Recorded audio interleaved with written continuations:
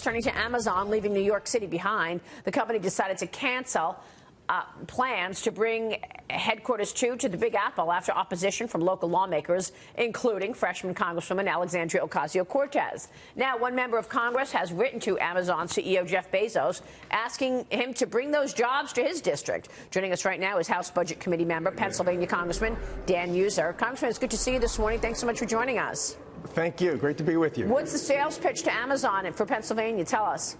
Well, the sales pitch to the fastest growing company in the world is just don't settle on something that's good or even great. Come to the best. The 9th Congressional District, the Interstate 81 corridor, is becoming the distribution and fulfillment center hub to all of North America. We're within an 8-hour drive to 60% of North America's population. We've got logistically the best location. We've got very low cost of doing business. Are you prepared, Congressman, to offer the same terms that New York was offering, $3 billion or such in tax breaks? And give us a sense of why it's so important to have a new Amazon headquarters, too, in a district. Aside from the 25,000 jobs, what do you think that would bring to a neighborhood? Well, first of all, it's got to be best for the company, and it truly is a logistic, outstanding location for them. Amazon already has a fulfillment center there, as does Lowe's, Home Depot, Mattel, and others. The sales pitch will have to be, the offer would have to be up to the governor's office, our General Assembly, all of us working together.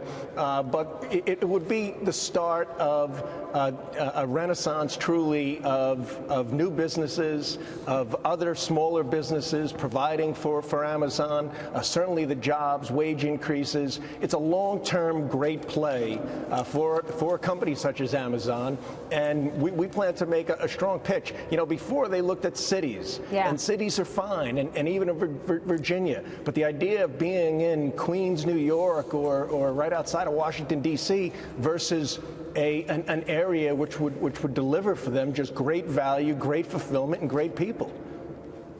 Good morning, Congressman. Mike Block here. You know, obviously there are those on the left who notably helped push this out of New York, unfortunately for those of us in the New York area.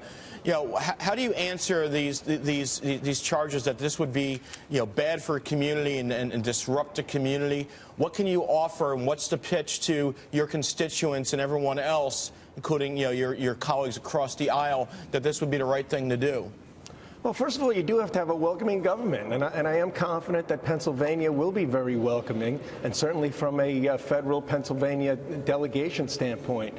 It's got to make sense for the company, delivering value, reasonably cost labor, great geographical locations.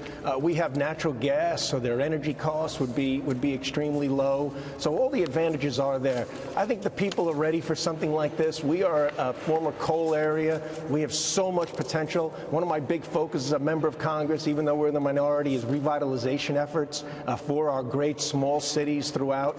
We've got the interstate highway systems, Interstate 81, 83, 78. We've got rail. I mean, again, it's not just a good place, it's the ideal place. Let me switch gears, ask you about the House passing that resolution condemning hate in all forms, 407 to 23. This after freshman Minnesota Democrat Ilhan Omar said that some politicians push for allegiance to a foreign power. House Speaker Nancy Pelosi said before the vote that she did not believe Omar meant it in an anti-Semitic way. Listen to this, Congressman. Got to get your reaction. I don't think that that the Congresswoman is perhaps appreciate the full weight of how it was heard by other people, although I don't believe it was intended in any anti-Semitic way. But the fact is, if that's how it was interpreted, we have to remove all doubt, as we have done over and over again. Congressman, you voted no on the resolution. Can you tell us why? Well, I will tell you, that was a little bit of a difficult choice I had to make because of how they handled the bill. This was intended to be an anti-Semitic legislation. Which is very important to people in my district, people throughout the United States, to our relationship with Israel, certainly many members of Congress. By extending it further, as the leadership did, they greatly watered it down and made it virtually meaningless. You know, Congresswoman Omar's constituents and voters will perhaps take care of that in the next election as to who's going to represent them. But the idea that the Democrat leadership right now, the steering committee, keeps her on foreign affairs is really unacceptable. You saw on the Republican end things like that get handled very, very swiftly, and they just did, and it's a real shame. Well, it sounds like a PR move yesterday, bringing a resolution to the floor condemning hate of all forms, when we know the only reason they brought the resolution is because of Omar's comments. That's exactly right. So I mean, what are the Democrats doing here? Well, they're engaged in spin and some trying to mislead the general public, and I'm glad people are seeing through it. Yes, this was hate against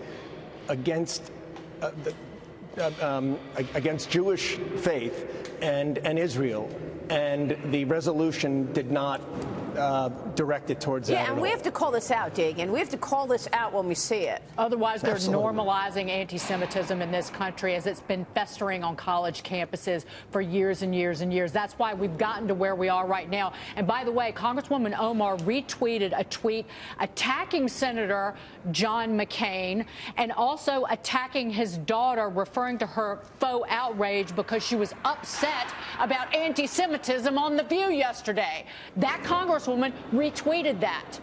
When is this going to stop? The Democrats have to answer that. Well, Nancy Pelosi has to deal with this and not make believe this is not happening. Well, that's what they're doing. They're just hoping the general public doesn't become aware, and well, that's one of the reasons we got a message and get the truth out. All right, Congressman, good to see you this morning. Thanks very much. You too. We will see you soon. Thank you. Congressman Dan Meuser joining us there.